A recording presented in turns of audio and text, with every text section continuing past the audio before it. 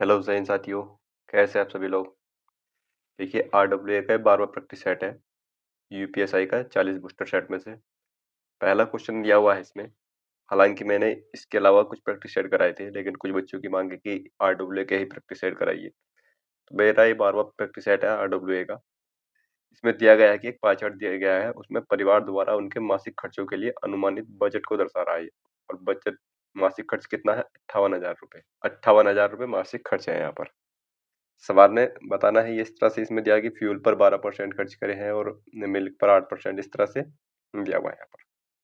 यहाँ पर दिया है, यदि परिवार ने वास्तव में किराने और बिजली दोनों पर 18,875 रुपये खर्च किए, यानी कि ग्रोसरी पर और प्लस में किस चीज़ पे दे रखा है? बिजली पर यानी इलेक्ट्रिसिटी पर। उसने जो टोटल खर्च किया है वो 18,875 रुपये का खर्च किया है यहाँ पर। ठीक है, इसके आगे बोला है कि तो किराना एवं बिजली के लिए बजट राशि। तो किराना और बिजली के लिए बजट राशि कितनी होगी? किराना पर कितनी है? 20% है, ग्रोसरी पर और इलेक्ट्रिसिटी पर 19, यानी कि टोटल 39% है।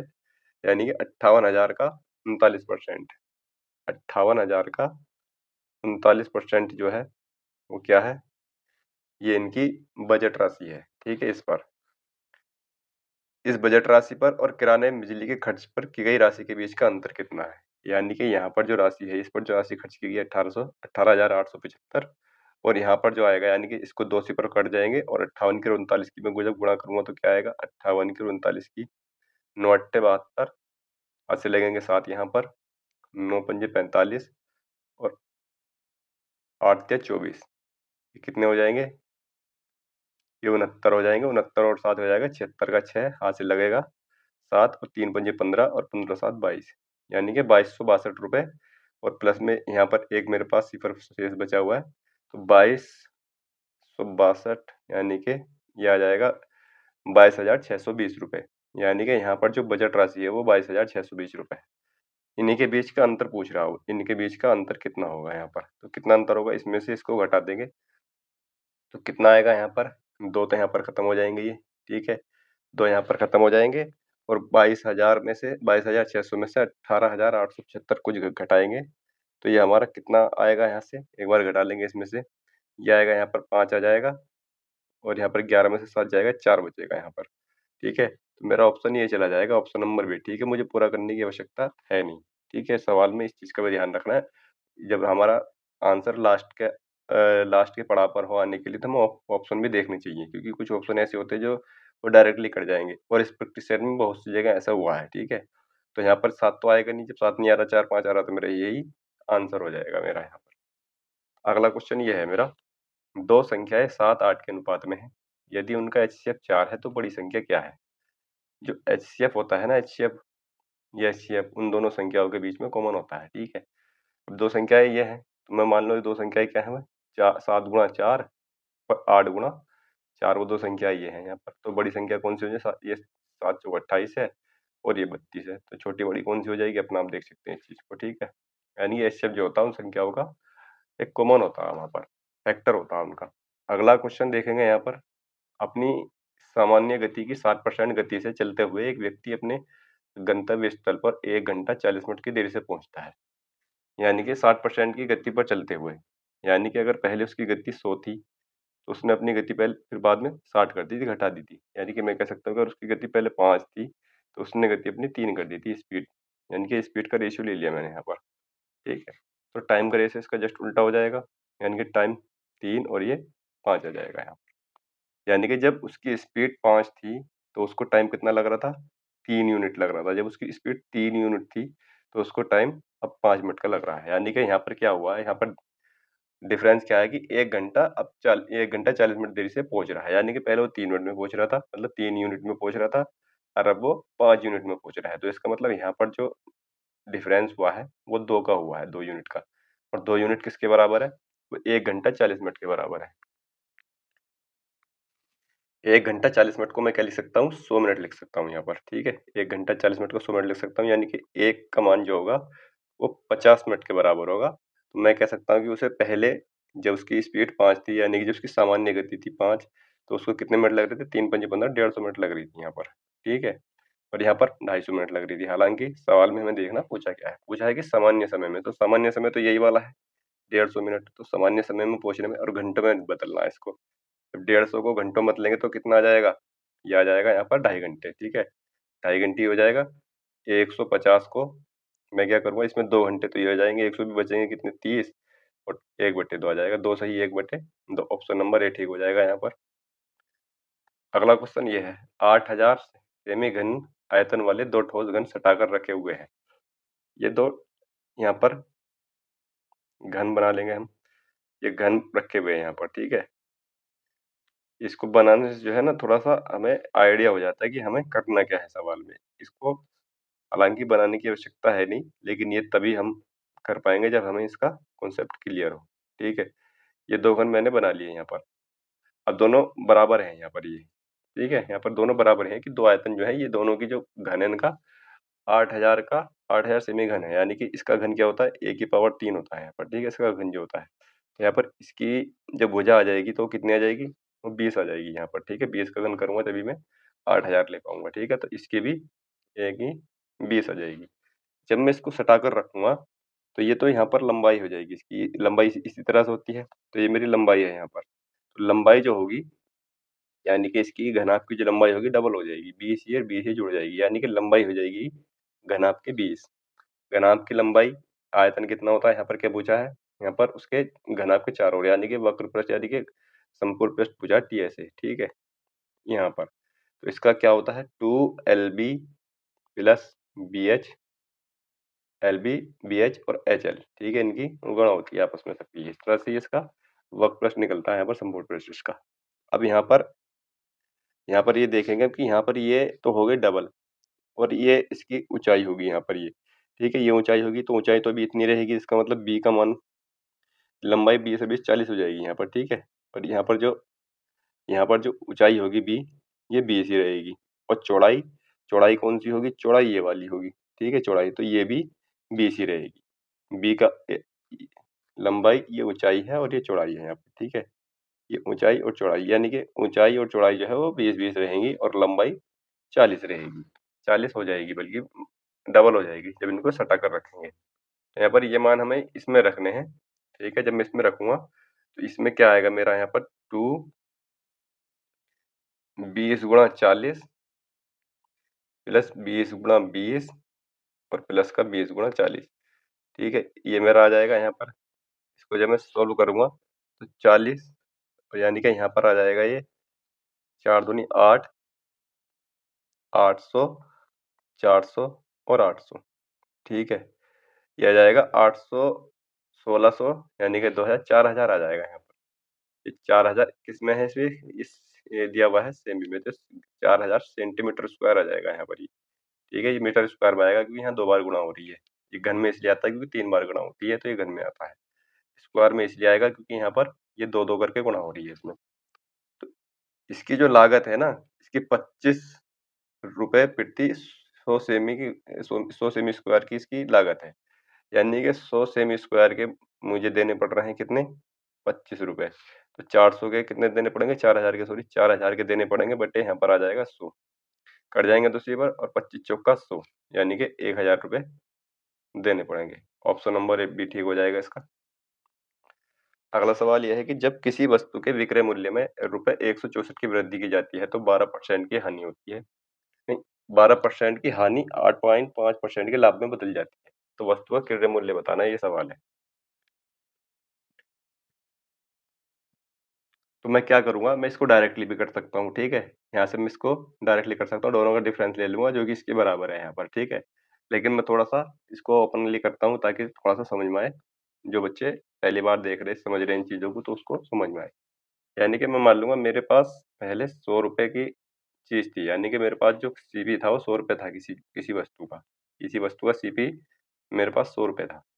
अब मैंने क्या किया, जब मैं उसको बेचूँगा, इसमें बोला है कि जब 12% की हानि होती है। हानि कब होगी मुझे? पहली बार जब बेचूँगा तो हानि कब होगी, जब मैं उसको 88 रुपए पर बेचूँगा, ठीक है? जब मैं 88 रुपए की बेचूँगा तब मुझे हानि होगी और मुझे लाभ कब होगा? लाभ यहाँ पर दिया हुआ है दूसरी स्थिति में 8.5% का लाभ। तो लाभ कब होगा? जब मैं उसको 108.5% ₹5 में बेचूँगा यहाँ पर, ठीक है? 108.5 रुपए पर बेचूँगा। यहाँ पर ये बोला है कि ₹164 की वृद्धि हो जाती है। ₹164 की वृद्धि कब होती है? जब मैं हानि की अपेक्षा लाभ पर बेचूँगा। तो यहाँ पर कितने रुपए बढ़ रहे हैं ये? यहाँ पर कितने रुपए बढ़े? यहाँ पर बढ़ गए 12 और 8 20, ₹20.5 बढ़ गए। यानी कि 20.5 का ही मान ये दे रखा है यहाँ पर 164, ठीक है? 20.5 का मान 64 दे रखा है। मुझे क्या चाहिए इसमें? क्रय मूल्य चाहिए। तो क्रय मूल्य मैंने कितना लिया था? 100 लिया था। मैं 100 से गुणा करूँगा और 20.5 से यहाँ पर भाग कर दूँगा। 20.5 से मैं इसको भाग कर दूँगा। 5 हटाऊँगा, सिफ़र ऊपर चला जाएगा मेरा ये, ठीक है? अब मैं इसको जब सॉल्व करूँगा तो कितना आएगा? मैं यहाँ से इसको सोल्व करूँगा तो इस पॉइंट से हटाऊँगा, इसी पर यहाँ से कट जाएगा, ऊपर चला जाएगा, पॉइंट हट के इसी पर ऊपर चला जाएगा। 5 से इसको काटूँगा, 5 चौक 20 और 5 एकम 5 और 5 दूनी 10, 200 बार ये चला जाएगा यहाँ से। 41 से इसको काटूँगा तो ये 4 बार कटेगा यहाँ से, 41 चौका 164 और 4 दूनी 8 यानी कि ₹800 की मेरी वस्तु की लागत थी। सीपी का मान जो है मेरा ₹800 है वो, ठीक है? तो मेरा ऑप्शन नंबर डी ठीक हो जाएगा। इस तरह से इस सवाल को कर लेंगे। हालाँकि ये डायरेक्टली भी कर सकते हैं, इनमें से इसका डिफरेंस देख लेंगे। इसमें कितना डिफरेंस है? ये 12% की हानि है और ये 8% का लाभ है। यानी कि माइनस का 12 और प्लस का 8.5%। इसी की वजह से जो है यहाँ पर 164 की वृद्धि हुई है, हानि की और लाभ की। यहाँ पर इनका कितना डिफरेंस है? यहाँ डिफरेंस है 20.5 का, ठीक है? 20.5 का डिफरेंस है, जो किसके बराबर है यहाँ पर? 164 के बराबर है यहाँ पर। यानी कि 1% का मान कितना आ जाएगा? यहाँ से 1% का मान अगर मैं यहाँ से निकालूँगा, तो 1% का मान आ जाएगा, यहाँ से इसको काटूँगा तो 8 बार जाएगा ये, तो 100% का मान 800 आ जाएगा, ठीक है? तो इस तरह से नहीं कर सकते हैं इसको डायरेक्टली। लेकिन ये थोड़ा-सा मैंने यहाँ पर समझा के बता दिया कि किस तरह से ऐसा होता है इसमें। अगला क्वेश्चन ये है कि रानी और रोहन की वर्तमान आयु का अनुपात 3-4 है। ये रानी है यहाँ पर और ये रोहन है, ठीक है? ये रानी और रोहन है, इनकी वर्तमान आयु का अनुपात दिया हुआ है 3 और 4। वर्तमान को क्या लिखते हैं? वर्तमान को 0 लिखते हैं, ठीक है? 3 वर्ष के बाद उनकी आयु का अनुपात 4 और 5 हो जाता है 3 वर्ष के बाद, ठीक है? 3 वर्ष के बाद लिखेंगे इस तरह से यहाँ पर, ठीक है? यहाँ पर कितना बढ़ रहा है? 1 बढ़ रहा है, यहाँ पर भी 1 बढ़ रहा है, इसका मतलब दोनों तरफ बराबर बढ़ रहा है, तो जो 1 जो बढ़ रहा है यहाँ पर, 1 वो इसके डिफरेंस के बराबर है जो कि 3 का डिफरेंस है, यानी कि 1 का मान जो है मेरे पास 3 है। तो सवाल में बोला है कि अब से 24 वर्ष के बाद उनकी आयु का अनुपात पूछा है, तो 3 से जब मैं इनमें गुणा करूँगा यहाँ पर 3 तिया 9 3 चौक 12, तो इनकी वर्तमान आयु हो जाएगी मेरे पास 3 तिया 9 और 3 चौक 12, ठीक है? दोनों की वर्तमान आयु मेरे पास आ गई। अब से 24 वर्ष के बाद 24 वर्ष के बाद रानी की उम्र कितनी हो जाएगी? इसकी हो जाएगी 33 साल की, ठीक है? जो कि मेरा 11 के साथ जाना चाहिए, ठीक है? यहाँ पर क्योंकि 11 ही मेरा इसका 33 का मल्टीपल है, तो यहाँ पर मैं डायरेक्टली आंसर भी लगा सकता हूँ, ठीक है? लेकिन इतनी बड़ी बात इस सवाल में है नहीं। तो यहाँ पर मेरा कितना हो जाएगा? 33 हो जाएगा और 12 में मैं कितना जोड़ूँगा? 24 तो मेरा 36 हो जाएगा यहाँ पर, ठीक है? अब 3 से काट लूँगा तो 3 एकम 3 और ये 12 बार चला जाएगा। वही आ गया मेरा आंसर, ठीक है? ऑप्शन नंबर ए ठीक आ जाएगा इसका। अगला क्वेश्चन ये है कि एक मेडिकल स्टोर में एक इंजेक्शन का अंकित मूल्य ₹6490 है। मेडिकल स्टोर स्वामी इसकी बिक्री पर 18% की छूट देता है। इंजेक्शन का विक्रय मूल्य। मैं जब भी एमपी जो मेरा होगा, उस पर अगर मैं छूट दूँगा, छूट देने के बाद मेरा हमेशा वो एसपी बन जाता है। मान लिया कोई किसी मैं कहीं गया और जाकर के मैं ₹100 की वो ₹100 उस पर अंकित मूल्य था, ठीक है? मैं दिया लिख रखा था कि अंकित मूल्य इसका ₹100 है और 15% की छूट है।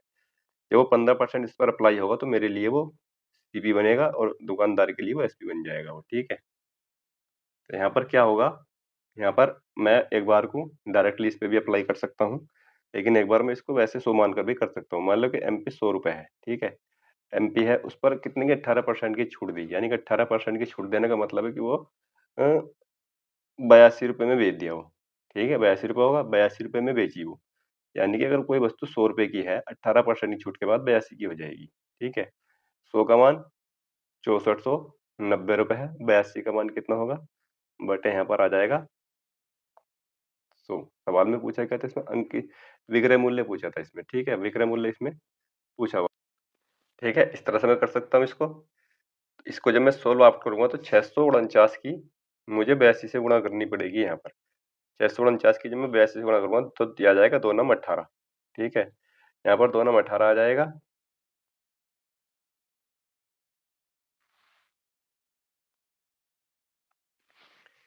2 नम 18, 2 चौक 8 और 1 9 और 2 छंग 12। 8 नम 72, 8 चौक 32 और 7 39 और 8 छंग 48, 48 और 3 51 आ जाएगा यहाँ पर। इसको जब मैं जोड़ूँगा ये 8 आएगा, ये 1 आ जाएगा यहाँ पर, ये 2 आ जाएगा और ये 3 आ जाएगा, ये 53, 21, 8 और मेरे पास नीचे एक तो कट जाएगा और नीचे एक सिबर भी है मेरे पास। तो यहाँ पर मैं पॉइंट यहाँ पर लगाऊँगा। तो मेरे पास जो आएगा वो 53, 21 के समथिंग आएगा। ठीक है? तो 53, 21 के 0.8 के यानी कि इसके ऑप्शन नंबर ए के बराबर जाएगा 53, 22 के। ठीक है? 53, 22 मेरा इसका आंसर हो जाएगा। ठीक है? इस तरह से कर सकते हैं इसको। हालाँकि कुछ बच्चे सोच रहे हैं कि ये किस तरह से करते हैं यहाँ पर मान करके। मैं पहले अगर मैं 100 मान लेता हूँ, तो यहाँ पर तो कुछ संख्या इतनी बड़ी है नहीं। लेकिन ये चीज़ें तब समझ में आती है जब हमारे पास संख्याएँ जो हैं थोड़ी-सी डिफ़िकल्ट होती है, तो वहाँ पर 100 मानने में बहुत आसानी होती है। ठीक है? यहाँ पर मानेंगे तो और आसानी होगी। इसको डायरेक्टली यूँ भी कर सकते हैं कि एमपी कितना है? एमपी कितना है? 6490 रुपए है। ठीक है? इस पे छोड़ दूँगा कितने की? 18% की, तो 18/100 कर दूँगा। डायरेक्ट भी कर लूँगा तो भी हमारा यही आएगा। ठीक है? इससे कोई फ़र्क पड़ेगा नहीं वैसे। अगला क्वेश्चन ये है कि एक आयताकार मैदान की लंबाई ये दी हुई है यहाँ पर। ठीक है? और चौड़ाई यहाँ पर ये दी हुई है। आयताकार मैदान का क्षेत्रफल बताना है। यहाँ पर आयताकार मैदान का क्षेत्रफल यानी कि आयत का क्षेत्रफल क्या होगा? लंबाई गुणा चौड़ाई, यानी कि मुझे इनकी गुणा करनी पड़ेगी। 2a प्लस का 2√5 और नीचे बटे में क्या है? बटे में है 4 और इसके ब्रैकेट में एक m है और मैं इसकी जब गुणा करूँगा यहाँ पर, मुझे ये लंबाई हो जाएगी और ये चौड़ाई हो जाएगी। लंबाई गुणा चौड़ाई मेरा इसका क्षेत्रफल होता है a माइनस का √5 करूँगा और बटे में मेरा नीचे 2 है और ब्रैकेट में यहाँ पर बाहर m है। या तो m स्क्वायर तो बाहर चला जाएगा और यहाँ पर मेरा 2 कॉमन भी है। 2 कॉमन लूँगा तो 2 से 2 कट जाएगा यहाँ पर। तो मेरा क्या बचेगा? यहाँ पर भी 2 बचेगा, यहाँ पर भी 2 बचेगा। यहाँ पर a प्लस √5 और a माइनस √5 बचेगा। जब भी कभी ये स्थिति बनती है a माइनस b और a प्लस b की, तो इसको हमेशा a स्क्वायर माइनस का b स्क्वायर लिखते हैं। ठीक है? तो ये स्थिति यहाँ पर बन गई है। a प्लस का √5 और a माइनस का √5। तो इसको हम इस स्थिति में लिख सकते हैं, इस फॉर्म में लिख सकते हैं, यानी कि हमें a स्क्वायर और यहाँ पर प्लस का a स्क्वायर माइनस का b स्क्वायर करूँगा तो यहाँ पर माइनस का आएगा। ये आएगा मेरा √5 का वर्ग करूँगा तो 5 आ जाएगा यहाँ पर और बटे में मेरा 2 दूनी 4 आ जाएगा। 4 दूनी 8 क्योंकि 2 से कॉमन लेके मैंने 2 काट दिया यहाँ पर। तो ये मेरा 2 आ जाएगा यहाँ पर और m स्क्वायर हो जाएगा बाहर। m की भी गुणा करूँ तो m स्क्वायर आ जाएगा। तो कौन सा आंसर हो जाएगा? ऑप्शन नंबर ये चला जाएगा बी। ठीक है? बी इसका आंसर हो जाएगा। अगला क्वेश्चन ये दिया हुआ है कि सी के साथ एक व्यवसाय में ए और बी क्रम से 50,000 और 60,000 का निवेश करते हैं। सी का लाभ बी के लाभ का 2 गुना है। यदि कुल लाभ 23,000 है तो ए का लाभ बताना है कितना होगा। ठीक है? यहाँ पर 3 व्यक्ति हैं ए, बी और सी। ठीक है? इन्होंने कुछ राशि लगाई है। यहाँ पर ए की और बी की राशि दी हुई है यहाँ पर। सी के साथ लगा रखी है, सी की राशि का हमें पता नहीं है।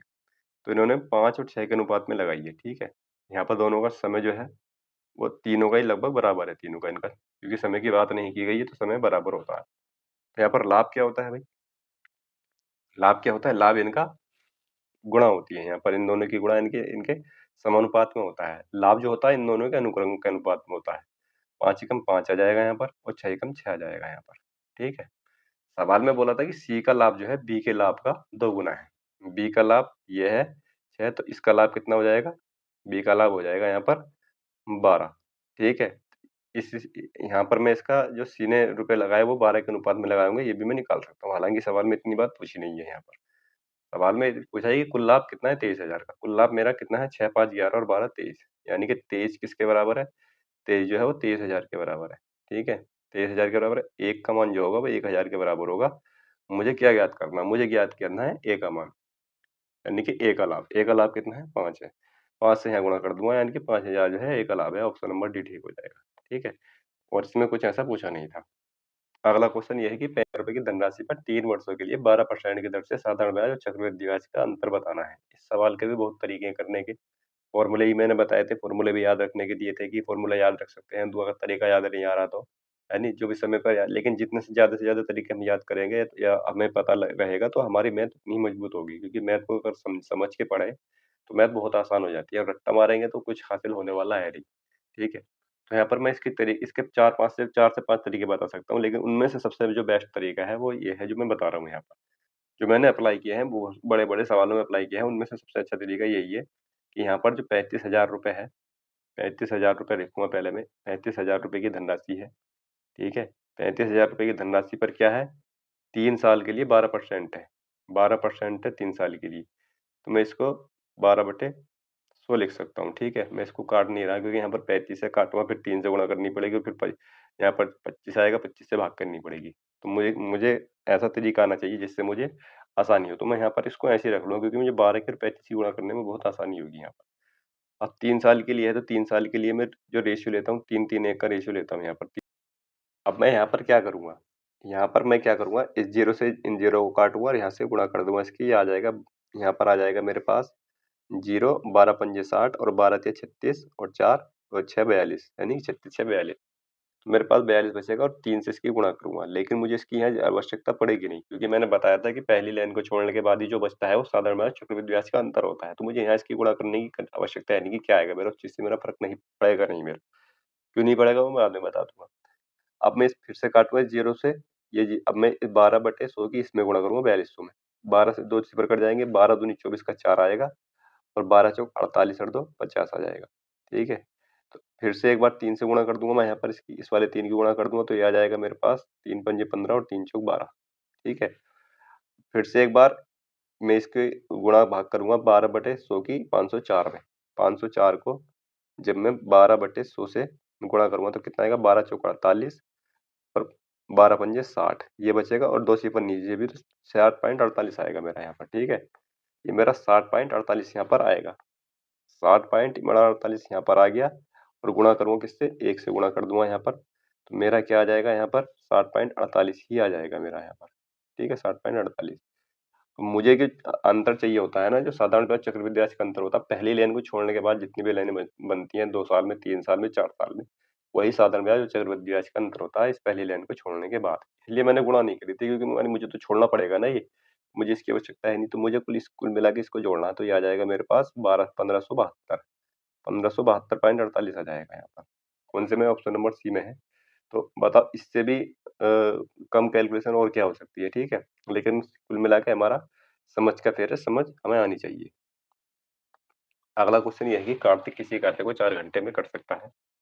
ये कार्तिक है, ये उस कार्य को 4 घंटे में कर सकता है, और ईशान है, ये उस कार्य को 20 घंटे में कर सकता है। कृष की सहायता से, ये कृष है, इसकी सहायता से ये 2 घंटों में कर सकते हैं, के प्लस आई ये मिल करके, ठीक है? तीनों मिल करके अब करेंगे तो 2 घंटे में काम पूरा हो जाएगा।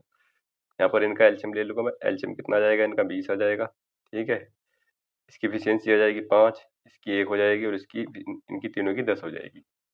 किस यानी कि कार्तिक और ईशान की 5 और 1 6 है, तो क्रिस की कितनी होगी? क्रिस की 4 बचेगी यहाँ पर, ठीक है? अब सवाल में आगे बढ़ते पूछा गया, क्रिस अकेले उस कार्य को कितने घंटे में करेगा? टोटल काम कितना है, 20, और इसकी एफिशिएंसी है 4, 5 दिन में कर देगा, ऑप्शन नंबर सी ठीक है इसका। अगला क्वेश्चन ये दिया हुआ है कि 5 क्रमागत सम संख्याओं का औसत m है। यदि अगली 5 सम संख्याएँ भी शामिल कर ली जाएँ तो 10 संख्याओं का औसत क्या होगा? m प्लस 5 हो जाएगा, ठीक है? कैसे होता है इसका? इसमें मैंने बताया हुआ था कि यहाँ पर ये दिया हुआ नहीं है कि इसमें 5 क्रमागत सम संख्या है उनके बारे में कुछ विशेष बात पूछी भी नहीं है। तो मैं मान सकता हूँ कि यहाँ पर जो क्रमागत सम संख्याओं का औसत है वो n+1 होगा, ठीक है? n+1 मैंने जो योग बताया था n+1 बताया था सम संख्याओं का, ठीक है? प्राकृतिक संख्याओं का n स्क्वायर बताया था, ठीक है? ये मैंने बताए थे किसी प्रैक्टिस सेट में शायद, इसके 4-5 फॉर्मूले बताए थे। तो यहाँ पर इसका जो औसत होगा वो n+1 होगा, ठीक है? n+1 होगा और n का मान क्या है यहाँ पर, 5 है। 5 क्रमागत संख्याओं का पूछा है ना, तो n का मान कितना है? 5 है यहाँ पर। तो मेरा यहाँ पर कितना हो जाएगा? 6 हो जाएगा। तो कुल मिला के मेरा m का मान जो हो जाएगा वो यहाँ पर 6 आ जाएगा। अब मैं इसमें क्या, अगर 5 संख्याएँ और ऐड कर लूँ, सवाल में बोला कि अगली 5 संख्या ऐड कर लिए तो टोटल कितनी हो जाएगी? 10 हो जाएगी। तो 10 का कितना होगा? 10 का कितना होगा? 10 प्लस 1 होगा, जो कि मेरा 11 बनता है, ठीक है? हालाँकि 11 ऑप्शन नंबर बी में भी है, लेकिन हमें m की फॉर्म में लेना है यहाँ पर। तो यहाँ पर ये भी हो सकता है, अगर ये नहीं होगा तो ये भी हो सकता है इसका आंसर। तो यहाँ पर मैं रख लूँगा 6 प्लस 5 भी कर सकता हूँ इसको, और 6 किसका मान है? m का, m प्लस 5 ये भी लिख सकता हूँ। तो मैं यहाँ पर पहली प्रायोरिटी पर जाऊँगा m प्लस 5। अगला क्वेश्चन ये है कि शीतल जल में नाव की चाल 17 किलोमीटर प्रति घंटा है और धारा की चाल 16 किलोमीटर प्रति घंटा है, ठीक है? एक व्यक्ति 26 किलोमीटर प्रति, यानी कि इस सवाल को मैं इन सवाल इस टॉपिक को मैंने जो है वो थोड़ा-सा आसान किया हुआ है। बहुत से बच्चे फ़ॉर्मूला लगाने में कन्फ्यूज़ होते हैं, ठीक है? तो मैंने सीधी-सीधी लिख रखा है कि डीएस लिखेंगे, यूएस लिखेंगे, बी लिखेंगे और डब्ल्यू लिखेंगे। ये क्या होती है? धारा की दिशा में चाल, विपरीत दिशा में चाल, शांत जल में नाव की चाल और धारा की चाल। ठीक है, ये 4 होती है। इसमें सवाल में दिया है कि नाव की शीतल जल में नाव की चाल दे रखी है 17 यहाँ, ठीक? और धारा की चाल दे रखी है 16। ये क्या होता है? इन दोनों का योग होता है तो 33 हो जाएगा। यानी कि इसकी चाल जो हो जाएगी धारा की दिशा में 33 और अपोजिट हो जाएगी, 17 में से 1 घटाऊँगा 1 आ जाएगी। मेरे पास आ गया यहाँ पर। अब सवाल में क्या बोला कि एक व्यक्ति 26.4 किमी की दूरी पर स्थित एक स्थान पर नाव चलाकर जाता है और आरंभिक बिंदु पर वापस आता है। अब मैं इन दोनों की क्या करूँगा? गुणा करूँगा। और नीचे इनका मैं योग रखूँगा क्योंकि टोटल समय पूछा है इसमें। टोटल समय पूछा है तो टोटल कितना हो जाएगा? 34 हो जाएगा यहाँ पर। समय इसमें पूछा है t और दूरी कितनी है टोटल? 26.4 किमी की दूरी है यहाँ पर। ठीक है? बस ये मैंने क्यों किया है? ये कई इसके इस तरह के सवालों में कम से कम 40% सवालों में, इस चैप्टर के 40% सवालों में ये चीज़ यूज़ होगी। ठीक है? अब इसमें क्या करूँगा मैं? यहाँ से इसको काट लूँगा, 11 से काट लूँगा, 11 तिया 33 और एक 11 से कट जाएगा, 11 दूनी 22 और 11 चौक 44। ठीक है? यहाँ पर मुझे टी का मान ज्ञात करना है। ठीक है? 3 अट्ठे 24 पॉइंट 8 आ जाएगा यहाँ पर। पॉइंट 8 की इसमें गुणा करूँगा तो कितना आ जाएगा यहाँ पर? ये आ जाएगा 8 चौक 32 और 8 तिया 24 यानी कि 27.2 आ जाएगा। ऑप्शन नंबर डी ठीक हो जाएगा इसका। यानी कि 27.2 घंटे लगेंगे। ठीक है? 27.2 घंटे लगेंगे इसको। ठीक है?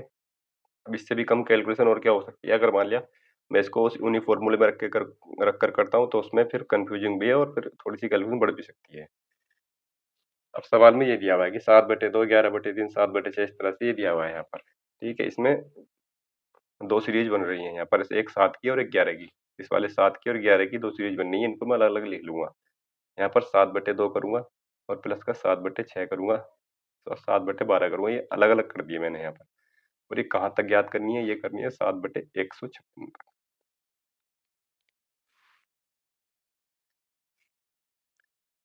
प्लस में और क्या करना है? प्लस में दूसरी सीरीज़ क्या है? 11 की है। 11/3, 11/15 और प्लस का 11/35 और ये कहाँ तक है? ये है 11/675 तक।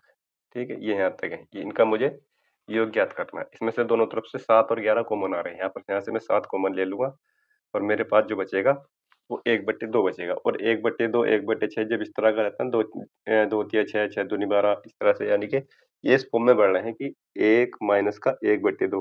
ठीक है? इतना आएगा और इसको मैं क्या लिख रहा हूँ? 1/6 को 1/2 माइनस का 1/3 इस तरह से लिखी जा रही है ये। क्योंकि इस तरह से लिखूँगा तो ये 1/6 ही आएगा।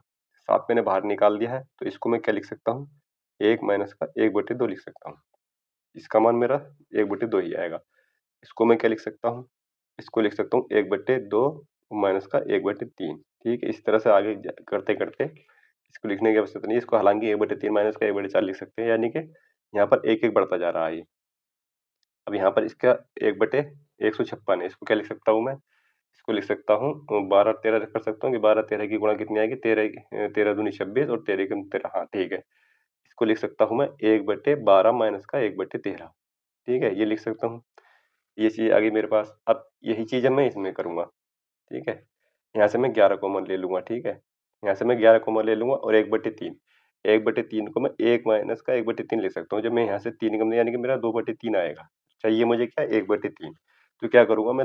यहाँ पर 1/2 से गुणा कर लूँगा पूरी सीरीज़ में और मैं 2-2 बढ़ा दूँगा ऊपर सब में। 1/2 से नीचे गुणा करके और ऊपर सब में 2-2 बढ़ा दूँगा। 2-2 बढ़ा दूँगा ताकि मेरा यहाँ पर ये 2 बच रहा है यहाँ पर। इसलिए मैंने 2 कॉमन ले लिया है इसका यहाँ पर। यानी कि मैंने जब 1/3 करूँगा इसको, 1 माइनस का 1/3 करूँगा तो यहाँ पर 2 बचेगा और जब इस 2 के अंदर गुणा होगा तो ये खत्म हो जाएगा, तो मेरा यही बच रहा है यहाँ पर। इससे इसका मतलब ये हो कि इसका कोई फ़र्क पड़ नहीं रहा है यहाँ पर। ठीक है? इसी तरह से यहाँ पर मैं क्या कर सकता हूँ? ये 15 है यहाँ पर, तो यहाँ पर 1/3 माइनस का 1/5 कर सकता हूँ। ठीक है? यहाँ पर भी ऊपर क्या बचेगा? 2 कॉमन बच रहा है यहाँ पर। ऊपर भी 2 बच रहा है यहाँ पर, वो 2 इससे खत्म हो जाएगा, इसलिए मैंने ये 2 लिया है यहाँ पर। ठीक है? और ऐसे करते-करते मैं करूँगा यहाँ पर भी 2 के संख्याओं का अंतर 2 होना चाहिए और गुणा 675 आनी चाहिए। तो क्या हो सकती है मेरी वो? 23 और 25 करके देख सकता हूँ मैं। 23 और 25, 25 तिया 75 और 25 दूनी ये नहीं होगी।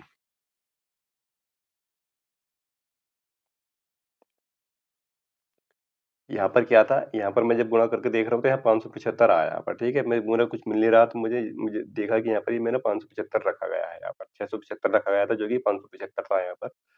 और 575 अब मैं 23 की और 25 की गुणा कर रहा हूँ तब मेरा क्या मिल रहा है, मुझे 575 मिल रहा है। तो इसका मतलब मैं इसको 1/23 माइनस का 1/25 लिख सकता हूँ। यहाँ पे भी 2 बच रहा है जो कि मेरा इस 2 से खत्म हो जाएगा, तो यहाँ पर भी मेरा कोई फर्क नहीं पड़ेगा यहाँ पर। अब मैं क्या करूँगा, यहाँ पर ये 7 तो है ही मेरा यहाँ पर मौजूद। अब जब मैं इसको खोलूँगा तो ये खत्म हो जाएगा, ये माइनस का बच रहा है यहाँ पर ये माइनस का है, ये प्लस का है, ये माइनस का है और यहाँ से प्लस का है, यानी कि पहली को छोड़ के और लास्ट की छोड़ के सब खत्म हो जाएंगी, वो एक दूसरे से खत्म हो जाएंगी वे। मेरे पास जो बचेगा केवल 1 माइनस का 1/13 बचेगा यहाँ पर, ठीक है। बाकी सब ये कैंसिल आउट हो जाएंगी माइनस प्लस से, ठीक है। इसी तरह से इसमें क्या बचेगा, मेरा 11/2 है यहाँ पर, और यहाँ पर 1 माइनस का 3 है, यहाँ पर भी पहली को छोड़ के और लास्ट की को छोड़ के सब खत्म हो जाएंगे, तो यहाँ पर भी 1 माइनस का 1/25 बचेगा मेरे पास, ठीक है। मुझे अब भी यही सोल्व करना है, तो मैं इसको क्या लिख सकता हूँ, 7 गुणा ये लिख सकता हूँ 12/13 और प्लस का 11/2 और इसको लिख सकता हूँ गुणा 24/25, यानी कि इसको मैं लिख सकता हूँ 12/25 गुणा 11 ये लिख सकता हूँ, ठीक है। यहाँ पर ये कुल मिला के यहाँ पर इसको जब मैं सोल्व करूंगा तो मेरा क्या आंसर आ जाएगा, यहाँ पर नीचे 13 है और यहाँ पर ये मेरा 50 है यहाँ पर, यानी कि 25 से 13 गुणा करता हूँ, 25 के 75 का 5 आएगा और 25 का 25 और 7 32, यानी कि नीचे 325 होना चाहिए, 325 होना चाहिए, जो कि केवल एक ही ऑप्शन में है, इस वाले में है, ठीक है। यहाँ पर इस तरह से गुणा करने के तरीके होते हैं, ये ऑप्शन मैंने बताया जब हमारा आंसर आने को होता है तो हम एक बार ऑप्शन भी चेक करें एक बार, ठीक है। यहाँ पर देखो सब में अलग अलग दे रखा है, इसलिए मैंने पहले नीचे का देख लिया कि नीचे का मेरा क्या हो सकता है, तो मैंने 13 की और 25 की गुणा कर ली, क्योंकि ये 2 से मैंने यहाँ पर 12 काट दिया है, पर 12 की गुणा करूंगा 11 की, बाकी इसमें थोड़ा सा और समय लग सकता था, यहाँ पर मुझे समय बचाना है, तो 325 ऑप्शन नंबर बी के साथ चल जाऊंगा, बाकी गुणा कर करके देख सकते हैं। सवाल ही इस तरह का है।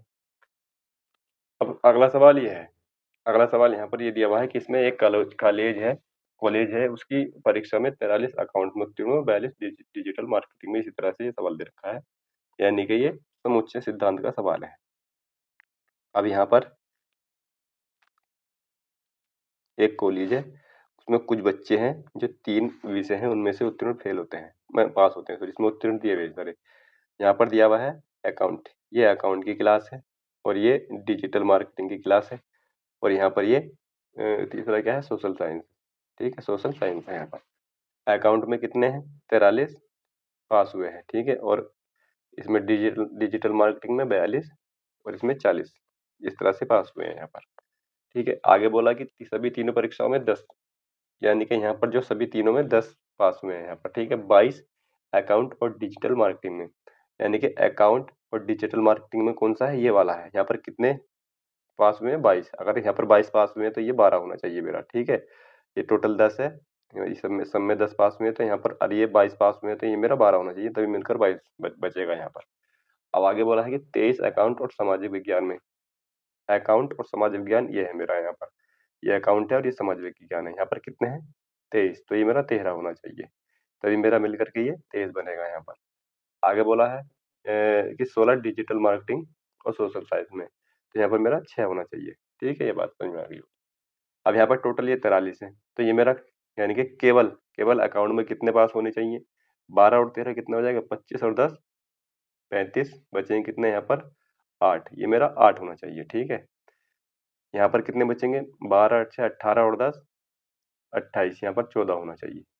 यहाँ पर कितना होना चाहिए, 13 6 19, यानी कि यहाँ पर 29 आ गया, तो ये मेरा यहाँ पर 11 होना चाहिए, ठीक है, 11 होना चाहिए। 6 13 और 24 36, ठीक है, यहाँ पर 11 होना चाहिए। अब क्या दे रखा है सवाल में, क्या पूछा कि एक विषय में उत्तीर्ण छात्रों की संख्या, यानी कि एक विषय में कौन से उत्तीर्ण है, ये वाले है, केवल केवल जो होते हैं ना वो एक विषय के हैं, केवल अकाउंट में, केवल डीएम में, केवल सोशल साइंस में, तो कितने हैं ये 8 और 14, ये हो जाएंगे मेरे 22 और 11 33, यानी कि केवल एक विषय में कितने हैं 33, ठीक है, 33 छात्र पास हुए हैं।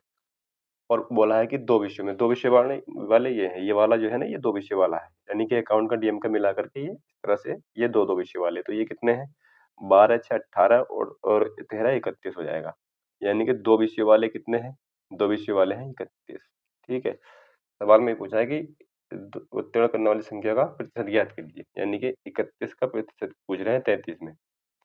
सवाल में यही पूछा है कि सवाल में पूछा है कि जो एक विषय में उत्तीर्ण की संख्या है की तुलना में केवल 2 विषयों में ये वाले हैं, एक विषय में ये है। यहाँ पर जब इसको मैं सोल्व करूँगा तो कितना आएगा यहाँ पर 3100 ये हो जाएगा और 33 यहाँ पर कुछ कट नहीं रहा तो मैं सीधा-सीधा ऐसी तरह से गुणा कर सकता हूँ। यहाँ से अगर मैं 10 बार करूँ तो 330 आ जाएगा तो मेरा 9 बार तो ये 100% जा रहा है और सब में 9 यहाँ पर दे रखा है और तो ये वो ऑप्शन तो है नहीं। ठीक है।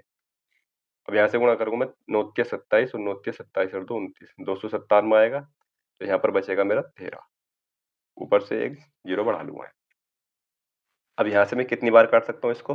यहाँ से काट सकता हूँ मैं 3 तिया 9 और 3 तिया 9 यानी कि 99 4 बार काटूँगा 3 चौक 12 और 3 चौक 12 और 13 यानी कि 132 हो जाएगा ये। तो इसका मतलब मेरा ये 3 बार कट रहा है जो कि मैं ऑप्शन नंबर ए के साथ चला जाऊँगा और इससे आगे मुझे करने की आवश्यकता है नहीं। ठीक है, 93 पॉइंट कुछ आएगा, बाकी ऑप्शन कुछ ऐसे है नहीं। तो मेरा ऑप्शन नंबर ए ठीक हो जाएगा। अगला क्वेश्चन मेरा ये है, सवाल नंबर 16 है और 16 सवाल जो है ये अब तक का पाइप एंड टंकी का जिस इन प्रैक्टिस सेटों में आया है, अब तक के जो 12 ये गलत है यहाँ पर, ये 12 प्रैक्टिस सेट है ये। 12 प्रैक्टिस सेटों में जो अब तक आया है, उनमें से सबसे अच्छा सवाल है ये वाला पाइप एंड टंकी का। इसमें बोला है कि एक टंकी है जिसमें पाइप ए और बी लगे हुए हैं। ए जो भरता है वो कितने में 72 मिनट में और बी 76 मिनट में उसको भर सकता है यहाँ पर। ठीक है। अब यहाँ से मैं इनका एलसीएम लूँगा। एलसीएम लेने के लिए क्या 72 और 76 इसका जब मैं एलसीएम लूँगा तो कितना आ जाएगा यहाँ पर 2 से काटूँगा 2 तिया 6 2 छंग 12 2 तिया 6 और 2 अट्ठे 16 2 से काटूँगा 18 बार और ये 19 बार यानी कि 18 गुणा 19 गुणा 2 यहाँ पर भी है। तो यानी कि 4 गुणा 18 गुणा 19 ये मेरा एलसीएम यहाँ पर आ जाएगा यहाँ पर। 4 गुणा 18 और गुणा 19 ये मेरा एलसीएम आ जाएगा और जब मैं इसको 72 से काटूँगा 18 चौक 72 यहाँ पर जिसकी एफिशिएंसी बचेगी 19 बचेगी। 19 चौक 76 4 से 4 कट जाएगा यहाँ पर 18 बचेगा। यहाँ पर मेरे पास दोनों की एफिशिएंसी आ गई यहाँ पर 19 आ गई ए की और बी की आ गई 18 यहाँ पर। अब यहाँ पर बोला है कि पाइप ए और बी दोनों को एक साथ खोला जाता है और कितने समय के बाद पाइप बी को बंद कर देना चाहिए जिससे खाली टंकी कुल 54 मिनट में भर जाए। इस तरह से सवाल दिया हुआ होता है तो इसमें क्या करते हैं 54 मिनट में भर जाती है, पूरी टंकी भर जानी चाहिए, तो बी को कब बंद कर देना चाहिए सवाल में पूछा है। तो हम देखते हैं कि यहाँ पर ए पूरे टाइम खुला रहा है यहाँ पर, तो ए ने 54 मिनट में कितना काम किया होगा, कितना भर दिया होगा यानी कि 19 की एफिशिएंसी से उसने कितना भरा होगा 54 मिनट में।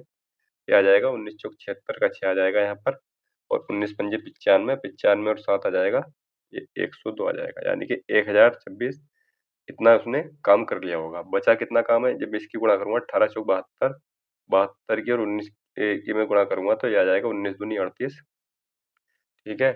19 दूनी 38 और 19 सत्ते 133 ठीक है, 19 सत्ते 133 हो जाएगा।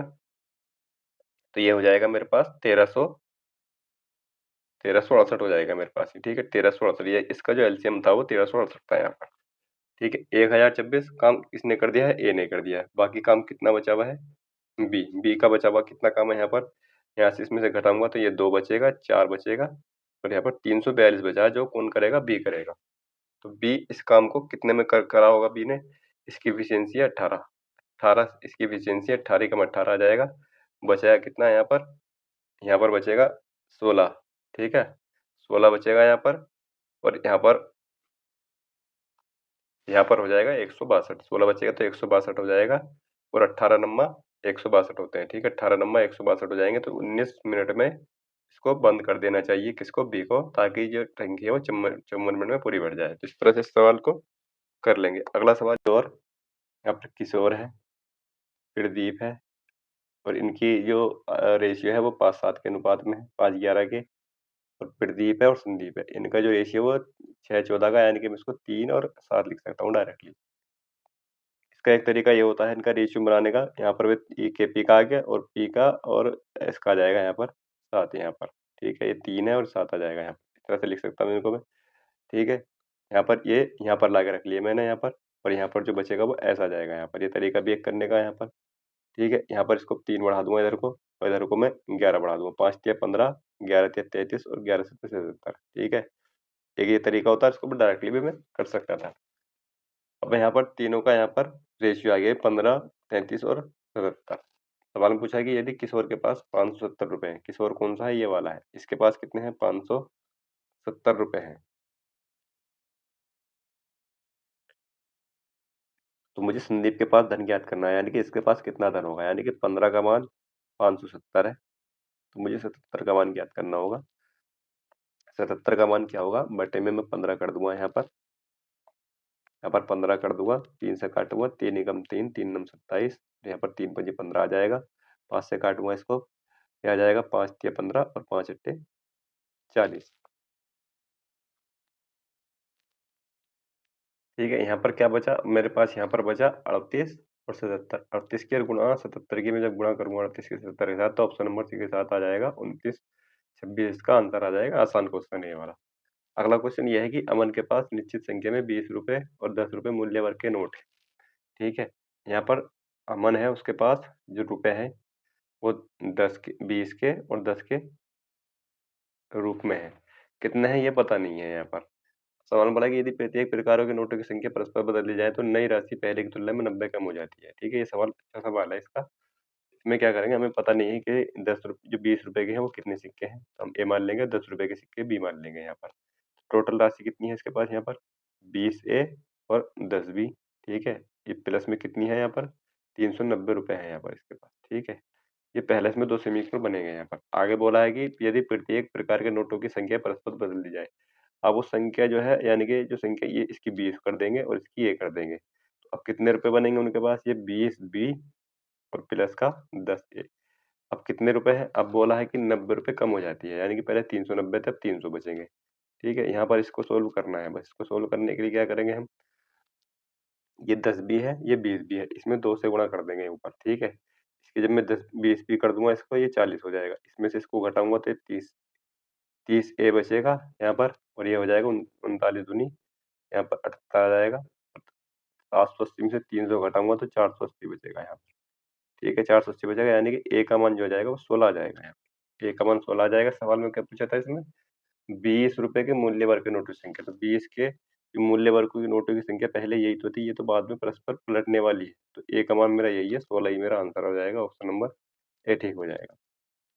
अगला क्वेश्चन ये है कि इस तरह से सवाल दिया हुआ है, इसमें क्या करते हैं हम, इनको सबको अलग कर लेंगे, इनको इनसे अलग कर देंगे और इसी अनुपात में जोड़ देंगे। 3 4 माइनस का 5 प्लस का 2 माइनस का 3, इस तरह से जोड़ेंगे, और प्लस में 1/2 प्लस का 3/4 और माइनस का 3/8 प्लस का 1/4 और माइनस का 1/8, इस तरह से इसको कर लेंगे।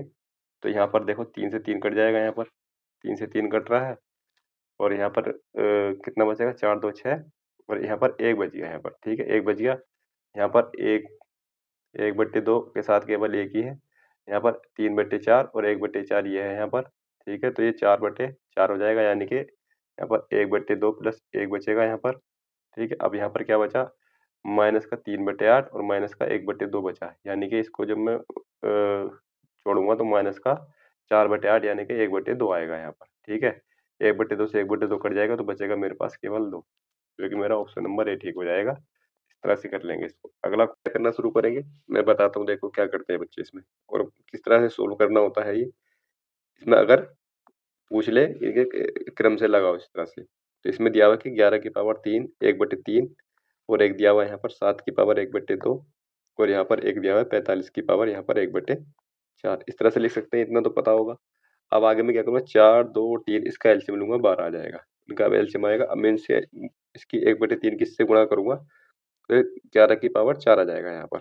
ठीक है, ये 7 की पावर 6 आ जाएगा यहाँ पर, और ये 45 की पावर कितना आ जाएगा, 4 या 12। अब क्या करेंगे बच्चे, यहाँ पर इनके सबकी गुणा भाग ये सब करना शुरू कर देंगे, ऐसा नहीं करना है इसमें। ठीक है, कुछ ना कुछ लॉजिक दिया हुआ होता है इनमें। ठीक है, हम क्या करेंगे, 11 की पावर 4 को मैं क्या लिख सकता हूँ, इसको मैं 121 गुणा 121 लिख सकता हूँ क्या। ये बात समझ में आ गई, क्योंकि मैंने दो दो अलग कर लिए, 11 11 11 स्क्वायर कर लिए, दो की फॉर्म में ले लिया मैंने ये 121 गुणा 121 लिख सकता हूँ। ठीक है, लिख सकता हूँ। इसको मैं क्या लिख सकता हूँ, इसको मैं लिख सकता हूँ 343 गुणा 343। ठीक है, 343 गुणा 343 लिख सकता हूँ इसको, यानी कि मैंने 7 की पावर 3 और 7 की पावर 3 इस तरह से कर लिया यहाँ पर। ठीक है, लिख सकता हूँ इसको। यहाँ पर मैं क्या लिख सकता हूँ इसको, यहाँ पर कितना था 4 तिया 12, 45 की पावर 3 है यहाँ पर। तो 45 गुणा 45 और गुणा 45 ये यहाँ पर आ रहा। तो मैं इसको 2 की फॉर्म में बनाने के लिए क्या करूँगा, दोनों में 9 पंजे 45 है, यानी कि यहाँ पर दोनों तीनों में 9 और 5 तीनों में है, तो यानी कि 3 9 है और 3 5 है, यानी कि 125 और गुणा 9 की पावर 3 करूँगा तो ये हो जाएगा मेरा 729। ये लिख सकता हूँ क्या? इतनी बात समझ में सबके आ गई होगी। अब यहाँ से मैं अंदाज़ा लगाना मेरा आसान है यहाँ पर। ये देखो 121 गुणा 121 343 होती है, यानी कि यहाँ पर साफ दिख रहा है कि इन दोनों में तो ये डेफ़िनेटली ये सबसे छोटा है। ये डेफ़िनेटली सबसे छोटा है यहाँ पर। इसका मतलब क्या हुआ, सबसे छोटा ये है तो मेरा आंसर या तो ये होगा या ये होगा, तो ये 2 तो मेरे हो नहीं सकते, ठीक है? ये 2 मेरे हो नहीं सकते, ठीक है? तो या तो मेरा ये आंसर है या ये आंसर है। अब मुझे देखना सबसे बड़ा कौन-सा, ठीक है? इसमें देखना, तो सबसे बड़ा मुझे इसमें और इसमें देखना है, कौन-सा सबसे बड़ा, कैसे देखूँगा?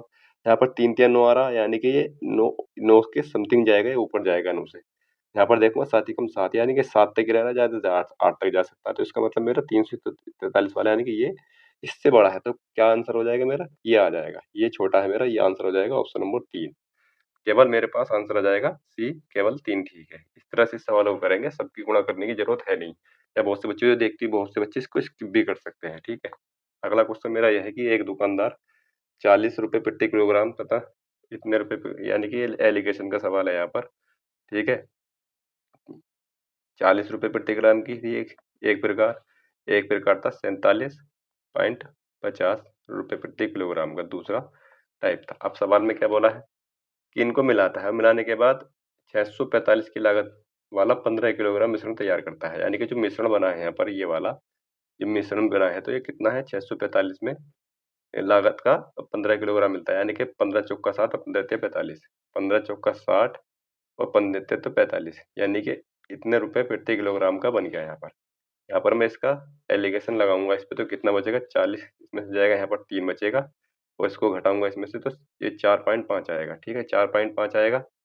इसको मैं क्या कर सकता हूँ, पॉइंट हटाऊंगा, यहाँ से पर आ जाएगा, यानी कि 15 तिया 45 और 15 दूनी 30, 15 तिया 45 और 15 दूनी 30, ये कर सकता हूँ, ठीक है? मैं अब सवाल में क्या दिया हुआ है, ये मेरे पास इनका रेशियो आ गया। अब यहाँ पर बोला उस चावल का वजन ज्ञात कीजिए जिसकी कीमत ये है, यानी कि इस वाले का वजन ज्ञात करना है हमें, ठीक है? इस वाले का।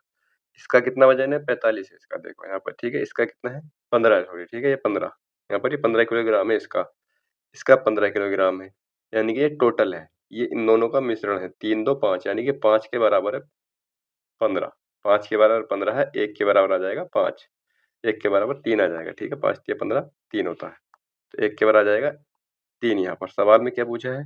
इस वाले की, यानी कि इसकी पूछा है, इससे गुणा कर दूँगा तो 6 आ जाएगा। इसका जो वज़न है वो 6 किलोग्राम है, इसका जो वज़न है 3 तिया 9 किलोग्राम है, ठीक है? और इसका कितना है टोटल मिला कर के 15 है, तो ऑप्शन नंबर मेरा बी ठीक हो जाएगा इसका। अगला क्वेश्चन ये है यहाँ पर, ठीक है? सवाल में यहाँ पर ये थोड़ा-सा ये दिखने में गड़बड़ हो रही है यहाँ पर, ठीक है? इस सवाल को कर सकते हैं आप इसमें। इसमें बस थोड़ी-सी कैलकुलेशन है और कुछ है नहीं इसमें, ठीक है? कर लेंगे। इन दोनों 2 सवाल हैं ये, इन सवालों को आप कर लोगे। सवाल ये वाला है, इस सवाल को हम करते हैं यहाँ पर। सवाल दिया हुआ है कि प्रति अंतराल कोल की औसत संख्या की गणना करें। तो मैं इसमें क्या करूँगा, इसकी इसमें गुणा करूँगा, इनके सब में गुणा कर लूँगा। जो भी गुणा आएगी उसका जो योग होगा मेरे पास, जो भी उसका योग आएगा इनके गुणा करने के बाद, उसको मैं किससे क्या गुणा भाग करूँगा, उसको मैं भाग करूँगा यहाँ पर जो ये number of number of intervals है ना यहाँ पर ये, इनके योग से भाग कर दूँगा, वो मेरा औसत आ जाएगा निकल के, ठीक है? कर लेंगे, चलो कर ही लेते हैं इस सवाल को यहाँ पर हम, ठीक है? यहाँ पर ये दिया हुआ था नंबर ऑफ कॉल्स, एक्स का मान दिया हुआ है यहाँ पर 0 1 2 3 4 5 और 6। इसके अलावा यहाँ पर क्या दिया हुआ है, इसके अलावा दिया हुआ है यहाँ पर इंटरवल्स, इंटरवल्स एफ दिए हुए हैं यहाँ पर, यानी कि 15 24 29 46 54 43 और 39 यहाँ पर ये दिए हुए हैं, ठीक है?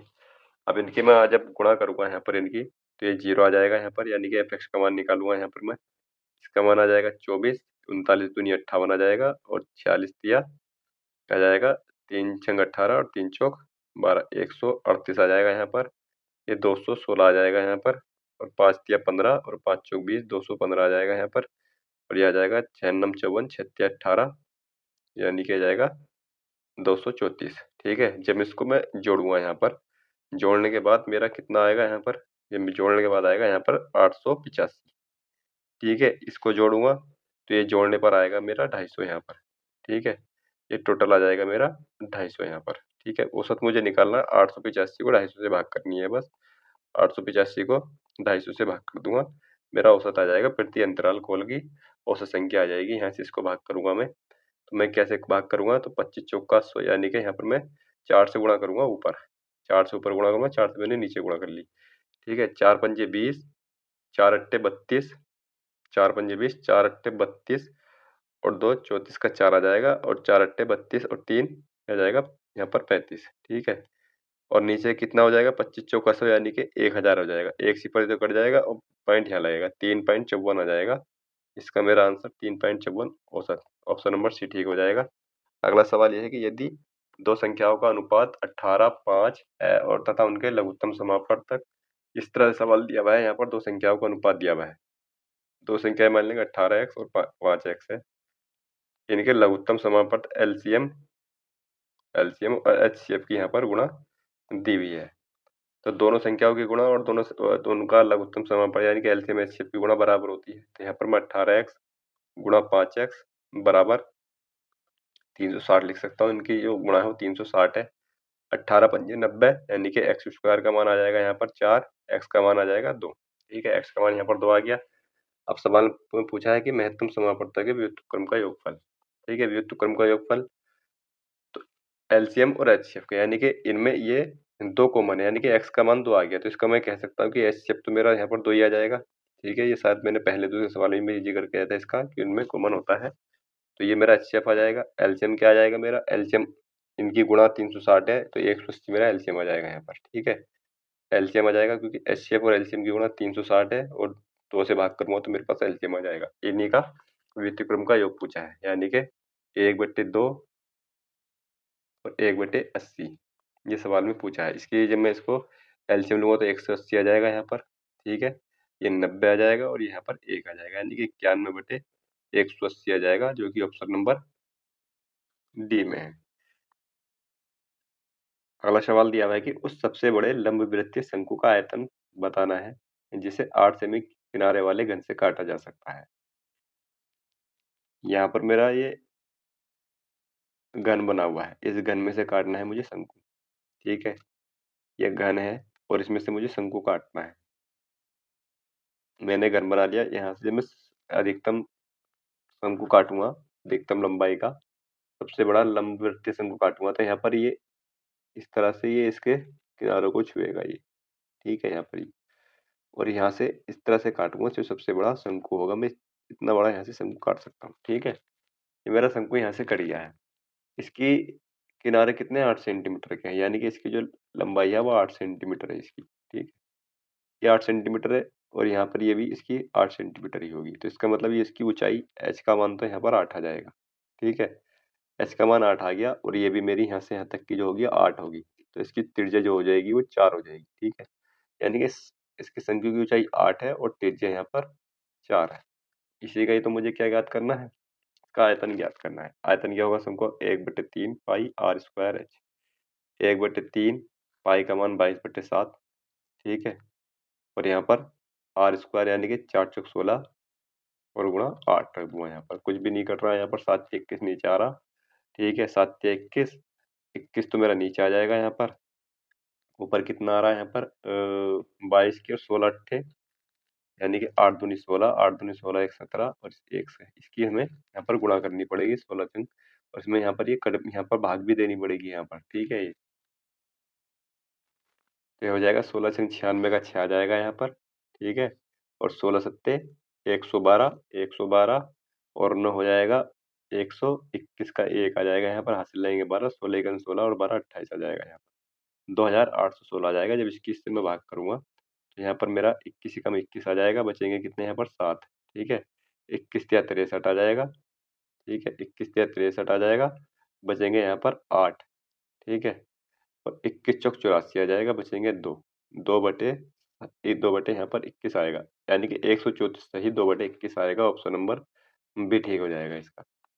अगला क्वेश्चन ये है कि पी एक वस्तु क्यू को 47% के लाभ पर, ये इस तरह से है कि पी जो है, मान ले पी एक जो है एक वस्तु क्यू को बेचता है 47% के लाभ पर। क्यू समान वस्तु को आर को बेच देता है। आर ने उसके लिए इतने रुपए का भुगतान किया, तो पी ने कितने रुपए में खरीदी थी। मान लेंगे पी ने जो है वो 100 रुपए में खरीदी थी। यहाँ पर पी ने वस्तु 100 रुपए में खरीदी थी। इसको हम नीचे लिखेंगे यहाँ पर। पी ने वो 100 रुपए में खरीदी थी। इसने क्या किया, उसको क्यू को बेच दिया। क्यू को बेच दिया उन्हें 47% के लाभ पर, यानी कि क्यू को बेच दिया 147 रुपए में। अब क्यू ने आर को बेच दिया 50% की हानि पर, यानी कि आधे में बेच दिया। 50% की हानि यानी कि आधे बेच दिया। 2 सत्ते 14 और 2 तिया 6 और 2 पंजे 10, 73.5 रुपए में बेच दिया। यानी कि 73.5 रुपए में बेचा किसको, आर को। और आर ने जो है उसके लिए 60 यानी कि 6,027 रुपये भुगतान किया, यानी कि 73.5 का मान जो है वो 27 के बराबर है। तो मुझे क्या ज्ञात करना, 100 का मान ज्ञात करना। 100 का मान ज्ञात करने के लिए क्या करूंगा, गुणा 100 बटे ये आ जाएगा मेरे पास यहाँ पर 73.5। पॉइंट को हटाऊंगा, ऊपर बढ़ा दूंगा, यहाँ पर इस जगह बढ़ा दूंगा यहाँ पर। अब मेरा कितनी बार जा सकता है, ये 8 बार जा रहा है लगभग। 8 सत्ते 56, इसमें 8 तो कहीं है नहीं। और देखो यहाँ पर 2 स्वीपर भी हैं और यहाँ पर 5 है नीचे, तो ये 3 भी नहीं हो सकता, 8 भी नहीं हो सकता, 7 भी नहीं हो सकता। मेरा जो आंसर होगा डायरेक्टली मैं लगा सकता हूँ, ये आंसर होगा मेरा यहाँ पर। 735 से जब इसको काटूंगा 82 बार, तो 82 बार जब काटूंगा 735 को 82 से गुणा करूंगा तो 60,270 आएगा। ठीक है, तो ऑप्शन नंबर ए ठीक हो जाएगा। अगला सवाल यह है कि त्रिभुज एबीसी में ए बी बराबर ए सी है। यानी कि एक त्रिभुज मैंने बना लिया ये। ठीक है, यहाँ पर ये ए बी है और ये सी है। यहाँ पर ए बी ए सी, यानी कि सवाल में बोला कि ए बी बराबर ए सी। ये ए बी है, ये इस तरह से बनाऊंगा क्योंकि मुझे इसको बराबर करना है यहाँ पर। तो मैं करूंगा, ये एक त्रिभुज बन गया यहाँ पर। ठीक है, मुझे अब ए बी और ए सी करना है। मुझे ये वाली भुजा बराबर लेनी है, ये वाली और ये वाली भुजा बराबर करनी है यहाँ पर। ठीक है, तो ए बी ए सी है, तो इसको मैं लिख सकता हूँ यहाँ से, ए बी इसको कर लूंगा और ए सी इसको कर लूंगा यहाँ पर। ठीक है, इस तरह से कर सकता हूँ क्योंकि ए दोनों में जो है यहाँ पर कुमा, तो यहाँ पर इसका दे लूंगा यहाँ पर बिंदु, ये वाला यहाँ पर ए। तो यहाँ पर ए बी ए सी दोनों बराबर है यहाँ पर। ठीक है, आगे बोला है कि इसमें इसका परिमाप जो है ये है यहाँ पर।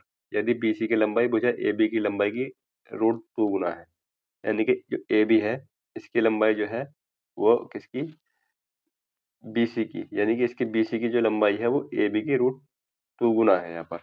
मैं मान लूंगा ए बी की एक्स मान लूंगा, तो ये भी एक्स हो जाएगी यहाँ पर, तो इसकी हो जाएगी √2x हो जाएगी यहाँ पर। ठीक है, और इसका परिमाप ये दिया हुआ है यहाँ पर। इसका परिमाप इसको जोड़ूंगा तो कितना हो जाएगा, ये आ जाएगा मेरे पास यहाँ पर 2x प्लस का और √2x, ये इसका परिमाप हो जाएगा। और परिमाप किसके बराबर है, 8 2 प्लस √2 के बराबर है यहाँ पर। ठीक है, यहाँ पर एक्स कॉमन आ रहा है मेरे पास, एक्स कॉमन आ रहा था, 2 प्लस √2 बचेगा जो कि इससे कट जाएगा, यानी कि एक्स का मान जो मेरे पास 8 आ जाएगा।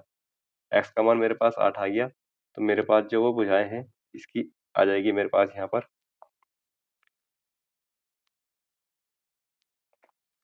यहाँ पर आ जाएगा मेरे पास ये 8 और इसका मान भी 8 आ जाएगा और इसका आ जाएगा 8 √2 आ जाएगा यहाँ पर। अब मुझे क्या ज्ञात करना है, एबीसी का क्षेत्रफल। एबीसी का क्षेत्रफल क्या होगा, इसका गुणा हो जाएगी 1/2, 8 गुणा 8, 2 चौक 8 और 4 अट्ठे 32।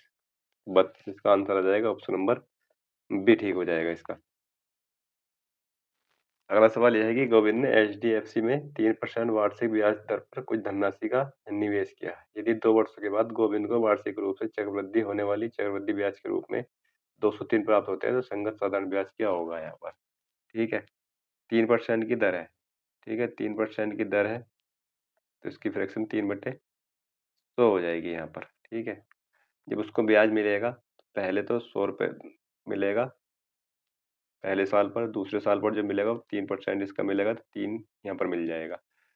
तो इसमें बोला है कि चक्रवृद्धि होने वाले ब्याज के रूप में 203 प्राप्त होता है। संगत साधारण ब्याज, संगत साधारण ब्याज ये वाला होता है यहाँ पर, तो 200 रुपये का इसका संगत साधारण ब्याज हो जाएगा यहाँ पर ये। ठीक है, बहरहाल इसको करते किस तरह से हैं, इस सवाल को हम इस तरह से करेंगे जिस तरह से हम करते हैं। इसमें 3/3% की फ्रैक्शन है यहाँ पर। 3% की फ्रैक्शन क्या हो जाएगी, 3% की फ्रैक्शन होती है 3/100। ठीक है, कुछ कर नहीं रहा यहाँ पर। इसमें धनराशि दी हुई है, धनराशि इसको मान लेंगे यहाँ पर।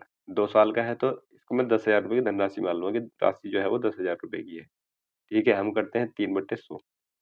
2 साल का यहाँ पर क्या है, ब्याज दे रखा है, तो यहाँ पर मैं क्या करूँगा, इसकी जो मैं गुणा करूँगा, भाग करूँगा यहाँ पर, तो ये आ जाएगा मेरे पास 300। ठीक है, 300 की मैं 2 से गुणा करूँगा तो ये आ जाएगा मेरे पास 600। ठीक है? भाई 2 अनुपात 1 होता है 2 साल के लिए। अब फिर से 21 में गुणा करूँगा मैं, 100 से 100 कट जाएगा तो केवल 9 बचेगा यहाँ पर। अब मैं जो गुणा करूँगा वो 1 से करूँगा इस वाले से, तो मेरे पास आ जाएगा यहाँ पर 9। तो मेरे पास टोटल जो ब्याज आ जाएगा 609 रुपए का ब्याज आ जाएगा यहाँ पर। ठीक है? टोटल 609 रुपए का यहाँ पर मेरे पास ब्याज आ गया। ठीक है?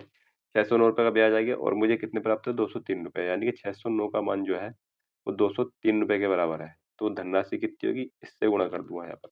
सवाल पूछा संगत साधारण ब्याज, संगत साधारण ब्याज इसमें पूछा है सवाल में। ठीक है? संगत साधारण, इसमें धनराशि नहीं पूछी है, धनराशि पूछती है तो यहाँ पर मैं इससे गुणा कर देता हूँ। इसमें संगत साधारण ब्याज पूछा है, तो संगत साधारण ब्याज क्या होता है मैंने बताया था। इस ये जो होता है पहली लाइन जो होती है वो संगत साधारण ब्याज चक्रवृद्धि ब्याज, यानी कि 1 साल का चक्रवृद्धि ब्याज साधारण ब्याज होता है ये, जो कि संगत साधारण ब्याज कहलाता है यहाँ पर। ठीक है? तो ये इसका मान 600 है, मुझे 600 का मान ज्ञात करना है यहाँ पर। ठीक है? 600 का मान ज्ञात करना और बटे में करूँगा 609। ठीक है? 609 इससे काटूंगा तो 2 बार कितने बार जाएगा या 2 बार चलेगा? 2 से काटूंगा तो 3 बार जाएगा यहाँ से, यानी कि 3 तिया 9 3 दूनी 6, 3 बार कट जाएगा, 3 दूनी 6, यानी कि 200 रुपए का ब्याज आ जाएगा मेरे पास। संगत साधारण ब्याज जाएगा वो 200 रुपए आ जाएगा। इस तरह से इस सवाल को मैं कर सकता हूँ यहाँ से। अगला सवाल यह है कि किसी स्थान पर 1600 आदमियों के लिए 120 दिनों के लिए पर्याप्त भोजन है और प्रत्येक व्यक्ति प्रतिदिन 900 ग्राम भोजन लेते हैं, परंतु 80 दिन बाद 400 आदमी चले जाते हैं तथा प्रत्येक व्यक्ति प्रतिदिन 1000 ग्राम भोजन लेता है, तो शेष सामग्री अब कितने दिन और चल पाएगी? यहाँ पर 1600 आदमी थे। ठीक है? इसमें से क्या बोला है? इसमें 1600 आदमी थे, 120 दिन के लिए पर्याप्त भोजन है, तो परंतु 80 दिन के बाद 120 दिनों का वजन था, 80 दिन के बाद यानी कि बचे कितने? 40। 40 दिन के बाद 900 ग्राम सबने लिया, ये मेरे पास शेष रह गया। बाकी क्या हुआ? 80 दिन के बाद 400 आदमी चले गए, आदमी कितने रह गए यहाँ पर? 1200। ठीक है? 1200 आदमी रह गए और वो 1000 ग्राम भोजन लेंगे, 1000 ग्राम भोजन लेंगे बचे हुए में से। और कितने दिन तक चल पाएगा ये? इस तरह से इस सवाल को हम करते हैं यहाँ पर। तो यहाँ पर इसको हम यहाँ से मैं इसको कैंसिल आउट करूंगा तो ये कितना हो जाएगा? 2 है, यानी कि यहाँ पर ये मेरे कट जाएंगे यहाँ पर। एक सी पर केवल यहाँ रह जाएगा और यहाँ से मैं इसको काटूंगा, 4 तिया 12 3 तिया 9 16 तिया 48, ये 48 आ जाएगा यहाँ पर, यानी कि जो दिन की संख्या है वो 48 दिन है। ऑप्शन नंबर डी ठीक हो जाएगा मेरा यहाँ पर। अगला क्वेश्चन ये है कि एक कक्षा के 2 सेक्शन है ए और बी, जिनमें 22 और 44 विद्यार्थी हैं। सेक्शन ए का औसत है और बी का औसत इसमें दिया हुआ है। ए का औसत कितना है? 40 और बी का कितना है? 34 यहाँ पर। ठीक है? पूरी कक्षा का औसत बताना है कितना होगा, पूरी कक्षा का औसत निकालना है यहाँ पर। इसमें इनकी संख्या दी हुई है, संख्या का अनुपात ले सकते हैं, तो 11 दूनी 22 और 11 चौक 44, यानी कि 22 दूनी 44 में इसको डायरेक्ट कर सकता हूँ। यहाँ पर 22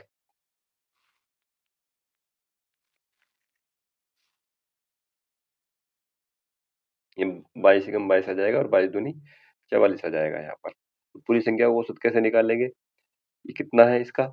संख्या ए का जो औसत है, यानी कि कक्षा ए का सेक्शन ए का औसत कितना है? टोटल कितने हैं? 40 है टोटल। इसके कितने हैं? 34 दूनी 68 है टोटल। ठीक है? तो टोटल कितना ये टोटल कितने हैं? ये 3 है। तो ये आ जाएगा मेरे पास 8, 108 आ जाएगा यहाँ पर। 108 को 3 से करूँगा, 3 तिया 9 और 3 छंग 18।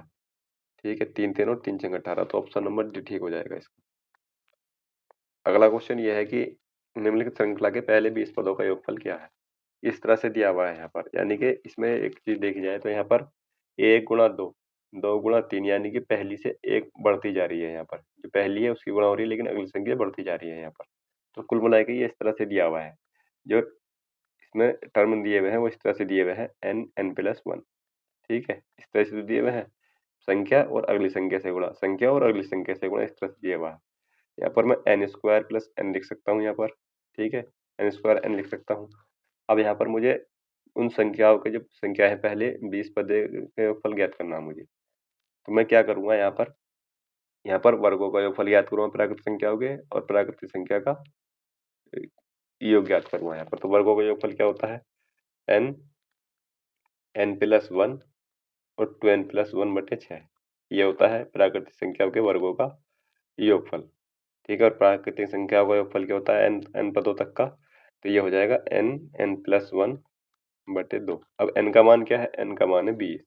यहाँ पर मैं 20 का रख दूंगा, 20 गुणा 21, 20 दूनी 40 और 1 41 बटे यहाँ पर 6 आ जाएगा, और प्लस ये आ जाएगा 20 गुणा 21 बटे 2 आ जाएगा। यहाँ पर इसको मैं सोल्व करूंगा, 3 सत्ते 21 7 आ जाएगा और 10, यानी कि यहाँ पर 70 आ जाएगा, 70 गुणा 41।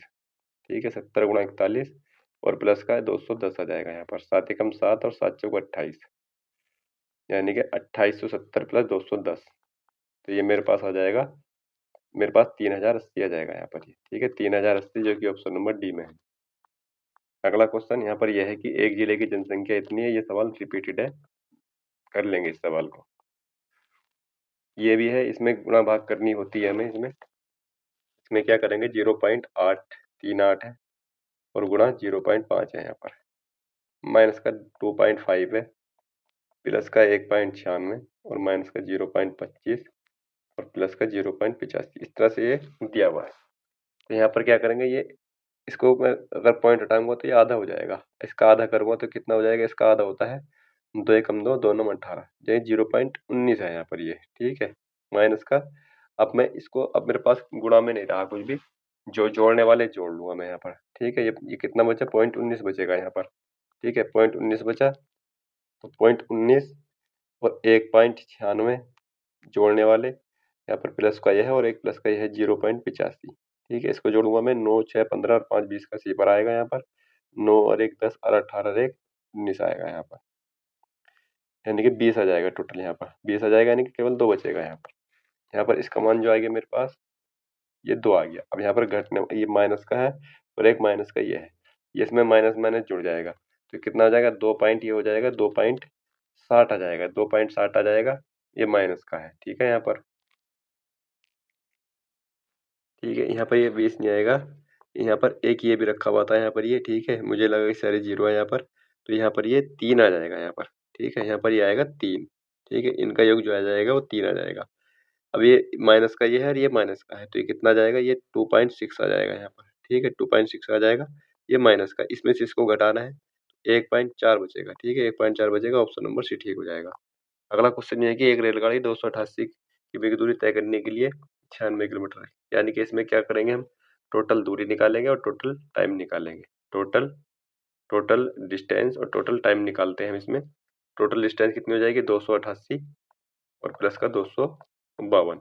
टोटल टाइम 96 से इसको काटते हैं, कितनी बार जाएगा ये 3 6 18, 3 9 27, यानी कि यहाँ पर लगते हैं 3 घंटे। इसको पहली स्थिति में 3 घंटे लगते हैं और यहाँ पर कितने लग रहे हैं, 126 दूनी 252 हो जाएगा यहाँ पे, यानी कि 5 घंटे लग रहे हैं। और टोटल दूरी 8 5 13 14, यानी कि 540, 540 बटे 5 आ जाएगा, 5 एकम 5 और 5 अट्ठे 40, यानी कि 108 किलोमीटर प्रति घंटे की इसकी औसत चाल है। आसान क्वेश्चन है। सुखवीर ने बिक्री के लिए कुछ खराब होने वाली चीजें खरीदी, लेकिन उनमें से 30% चीजें बेची नहीं जा सकी और खराब हो गई। हालांकि सुखवीर बाकी वस्तुओं को उस मूल्य पर बेचने में कामयाब रहा, जिससे उसे 19% का समग्र लाभ अर्जित करने में मदद मिली। ठीक, कुल मिला के उस वस्तु को कितने प्रतिशत मूल्य पर अधिक पर बेचा आपने। मान लो कि उसने वो वस्तु 100 रुपए में खरीदी थी। ठीक है, 100 रुपए में खरीदी और वो 100 वस्तु है टोटल। ठीक है, 100 रुपए का मैं उसको मूल्य ही मान लूंगा पूरा इसका। ठीक है, अब यहाँ पर 30% चीजें बेची नहीं जा सकी, यानी कि जो 100 रुपए में चीज खरीदी थी उसमें से 30 रुपए की जो चीज थी वो बेची नहीं जा सकी। बिकी कितने की, केवल 70 की। 70 रुपए में बिकी वो, 70 की बिकी वो। ठीक है, ऐसा मान लेंगे। 30% चीजें बेचने और खराब हो गई। हालांकि सुखवीर बाकी वस्तु को उस मूल्य पर बेचने में कामयाब रहा, जिसे उसे समग्र 19% का, यानी कि समग्र उसे 19% का लाभ हुआ, यानी कि उसने 119 रुपए में बेचा पूरा का पूरा, यानी कि 70 वो 119 में बेची उसने। अब क्या बोला कि उसमें क्रय मूल्य की तुलना में खराब नहीं बिकती वस्तु को कितने प्रतिशत अधिक मूल्य पर बेचा। मैंने ये तो कहा कि इसको इन पर बेचा उसने, यानी कि 70 वस्तु को इसने कितने पर बेच दिया, 119 में। तो कितने अधिक पर बेचा, यहाँ पर ये कितना हो जाएगा, 49 रुपये अधिक में बेचा। कितने से, 70 से। गुणा आ जाएगा 100, 7 सत्ते 49 और ये कट जाएगा यहाँ पर सिफर, यानी कि 70% इसका आ जाएगा, 70% अधिक पर बेचा है उसने। ऑप्शन नंबर बी ठीक हो जाएगा, तभी उसे इतना लाभ हुआ है कि 70 रुपए की चीज रह गई थी, फिर भी उसने 119 रुपये बना लिए, क्योंकि उसने 70% अधिक पर बेच दिया था उसको। वार्षिक साधारण ब्याज की दर पर कोई धनराशि 10 वर्षों में स्वयं की 3 गुना हो जाती है। ठीक है, इसका मैंने बताया था n-1 बराबर RT बटे 100 डायरेक्ट लगा सकते हैं। इसके लिए 3 गुना है, वो गुना हो जाए तो 3 माइनस 1 हो जाएगा। क्या ज्ञात करना है, दर। R और T कितना है, 10 है और बटे में 100 आ जाएगा यहाँ पर। 2 पंजे 10, 5 दूनी 20% आ जाएगा इसका। ठीक है, डायरेक्ट करने का तो ये तरीका है, बाकी इसका मैंने साधारण तरीका भी बताया हुआ है। अगला क्वेश्चन है, सबसे छोटी संख्या ज्ञात कीजिए जिसे 5 में से घटाने पर 16, 18, 24 और 26 आ जाए, यानी कि 16, 18, 24 और 26। इसका हम क्या करेंगे, एलसीएम ज्ञात करेंगे और एलसीएम में 5 जोड़ देंगे। इसमें घटाने की बात कर रखी है ना यहाँ पर, घटाने पर। तो हम जब 5 जोड़ेंगे तभी तो जिसमें से 5 घटाने पर इनसे विभाजित होगी, यानी कि वो संख्या 5 अधिक होनी चाहिए यहाँ पर, ठीक? इनका एलसीएम ले लेंगे यहाँ पर। एलसीएम क्या होगा इनका, 16, 18 और 24 का ले लेंगे एलसीएम। इसका बड़ी संख्या है यहाँ पर, 2 अट्ठे 16, 2 नम 18, 12 और 13 आ जाएगा यहाँ पर, ठीक है। 2 से काटूंगा फिर से, 2 चौक 8, 9, 2 छंग 12 और 13 आ जाएगा यहाँ पर, ठीक है। 2 से काट लूंगा, 2 दूनी 4, 9 आ जाएगा, 3 और 13 आ जाएगा यहाँ पर, ठीक है। 3 से काट लूंगा इस बार, 3 से 2, 3 तिया 9, 3 एकम 3 और 13। अब मैं इसकी सबकी गुणा कर दो, 2 दूनी 4, 4 दूनी 8, 8 तिया 24 आ जाएगा यहाँ पर, 3 2 तिया 6 और 13 13 छंग 78, 8 चौक 32, यानी कि या ये तो ऑप्शन हो नहीं सकते क्योंकि मुझे 5 जोड़ना है, या तो ये होगा या ये होगा इसमें, ठीक है। इसकी जब मैं गुणा करूंगा तो क्या आएगा यहाँ पर, 8 चौक 32 का 2 और 8 दूनी 16 और 3 19 आ जाएगा, 7 चौक 28 और 7 दूनी 14 और 2 16, 2 7 और ये आ जाएगा यहाँ पर 8, यानी कि 1872 आएगा। और मैं यहाँ पर क्या जोड़ूंगा, 5 जोड़ूंगा, तो मेरा 1877वां आंसर हो जाएगा। क्योंकि जब मैं 18 यानी कि 1872 वो संख्या है, ये इनसे आसानी से कट जाएगी, लेकिन मुझे क्या चाहिए कि 5 घटाने पर चाहिए, तो मुझे 5 अधिक करने पड़ेंगे इसमें। 1872 मेरे को 5 अधिक करनी पड़ेंगे, इसमें से घटाना नहीं है कि 1872 में से 5 घटा दिया, हालांकि इसमें से घटा हुआ कुछ कोई ऐसा ऑप्शन है नहीं कोई भी, लेकिन हो सकता है ऐसा भी। अगला क्वेश्चन ये है कि लास्ट क्वेश्चन है, 2 बैंक ए और बी क्रम से 3.5% 6.5% वार्षिक दर से ऋण देते हैं। केशव ने प्रत्येक बैंक से 2 लाख रुपए की राशि उधार ली। केशव द्वारा 2 वर्ष के बाद दोनों बैंकों को भुगतान की गई धनराशि के बीच का अंतर है। अंतर ज्ञात करना है। भाई पहला जो बैंक है और दूसरा बैंक कितने 3% की दर है इसकी, 3.5% की, और इसकी 6.5% की। दोनों का 2 साल का है इनका, 2 से गुणा करेंगे ये 7 आ जाएगा और ये 13 आ जाएगा। इतने परसेंट पर है यहाँ पर ये, ठीक है। यहाँ पर कितना अंतर में 5% का अंतर, तो मुझे 5% ही तो निकालना है। 13 में से 6%, ठीक है। यहाँ पर ये 6% है, यहाँ पर मुझे 6% ही तो निकालना है। किसका 6% निकालना है, इसका निकालना है। तो 6 दूनी 12 हो जाएगा, ऑप्शन नंबर ए ठीक हो जाएगा। बहुत आसान क्वेश्चन है।